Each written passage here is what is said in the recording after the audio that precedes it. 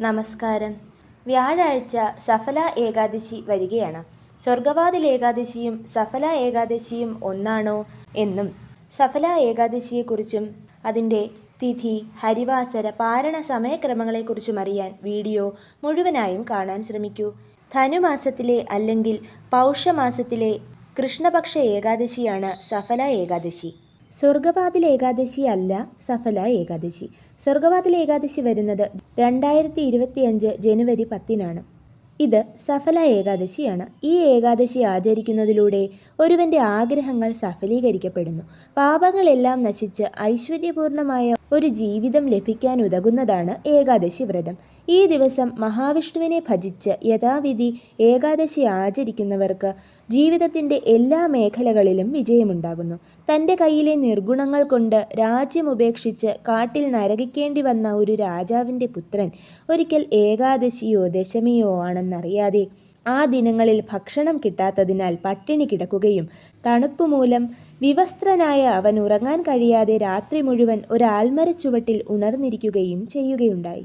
താൻ പോലും അറിയാതെ അവൻ ആ ഏകാദശി ആചരിച്ചതിനാൽ അവൻ്റെ പാപങ്ങളെല്ലാം തീരുകയും അവൻ രാജാവായി തീരുകയും പിന്നീട് അവന് പുത്രൻ ജനിക്കുകയും പുത്രൻ വളർന്നപ്പോൾ രാജ്യഭാരം പുത്രനെ ഏൽപ്പിച്ച് ശ്രീഹരിയുടെ പക്ഷത്തേക്ക് പോകുകയും ചെയ്തു എന്നാണ് വ്രതകഥ.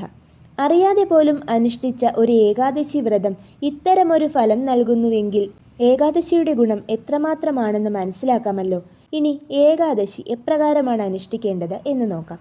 തലേന്ന് ദശമി മുതൽ വ്രതം ആരംഭിക്കാം. സസ്യാഹാര ഭക്ഷണം, പകലുറക്കം പാടില്ല, ബ്രഹ്മചര്യനിഷ്ഠ, മാനസിക ശാരീരിക ശുദ്ധി, എണ്ണ തേച്ച് കുളിക്കരുത് തുടങ്ങി സാമാന്യ വ്രതനിഷ്ഠകൾ പാലിക്കുക. തലേന്ന് ദശമിക്ക് ഒരിക്കലൂണ് നോക്കുക. ഏകാദശി ദിനത്തിൽ ഉപവാസമാണ് ഉത്തമമെങ്കിലും ആരോഗ്യസ്ഥിതി അനുസരിച്ച് പാലോ ഫലവർഗ്ഗങ്ങളോ ഭക്ഷിച്ചോ തുളസീതീർത്ഥം സേവിച്ചോ ധാന്യഭക്ഷണം ഒഴിവാക്കിയോ വ്രതമെടുക്കാവുന്നതാണ്. ഉള്ളി, വെളുത്തുള്ളി തുടങ്ങിയവയും ഉപേക്ഷിക്കുക. ഏകാദശി ദിനത്തിൽ വെളുപ്പിനുണർന്ന് കുളിച്ച് വിഷ്ണു ഭജനത്തിൽ ഏർപ്പെടുക. ക്ഷേത്ര ദർശനം നടത്തുക. ഈ ദിവസം ഭഗവാനെ അലങ്കരിച്ച് നാളികേരം, മാമ്പഴം, മാതളം പോലുള്ള ഫലങ്ങൾ എന്നിവ സമർപ്പിച്ച് പ്രാർത്ഥിക്കുന്നതും ദീപധൂപ ആരതി നടത്തുന്നതും നല്ലതാണ്. ഈ ദിവസം ദീപദാനം നടത്തുന്നതും അന്നദാനം നടത്തുന്നതും നല്ലതാണ്. ദിവസം മുഴുവനും ഭഗവത് നാമങ്ങൾ ഉരുവിട്ട് കഴിയുക. രാത്രി ഉറക്കമളച്ച് പ്രാർത്ഥന നടത്തുന്നതും ഉത്തമം. ഇത്രയും കഠിനമായ രീതിയിൽ വ്രതം അനുഷ്ഠിക്കുന്നത് 1000 വർഷങ്ങൾ നീണ്ട തപസ് അനുഷ്ഠിക്കുന്ന ഫലം നൽകുന്നു. ഈ ദിവസം തുളസിക്ക് പ്രദക്ഷിണം വയ്ക്കുന്നതും തുളസിയില കൊണ്ട് ഭഗവാൻ അർച്ചന നടത്തുന്നതും ഉത്തമമാണ്. എന്നാൽ ഏകാദശി, ദ്വാദശി ദിനങ്ങളിൽ തുളസിയില പിച്ചരുത്. അർച്ചനയ്ക്ക് ആവശ്യമായ തുളസിയില നേരത്തെ ശേഖരിച്ചു വയ്ക്കുക. പിറ്റേന്ന് ദ്വാദശി നാളിൽ ക്ഷേത്രദർശനം നടത്തി തീർത്ഥം സേവിച്ച് പാരണ വീടാവുന്നതാണ്. ഇത്തവണ സഫല ഏകാദശി അനുഷ്ഠിക്കേണ്ടത് 2024 ഡിസംബർ 26 വ്യാഴാഴ്ചയാണ്. ഏകാദശി തിഥി വരുന്നത് ഡിസംബർ 25 രാത്രി 10:29 മുതൽ ഡിസംബർ 27 വെളുപ്പിന് 12:44 വരെയാണ്.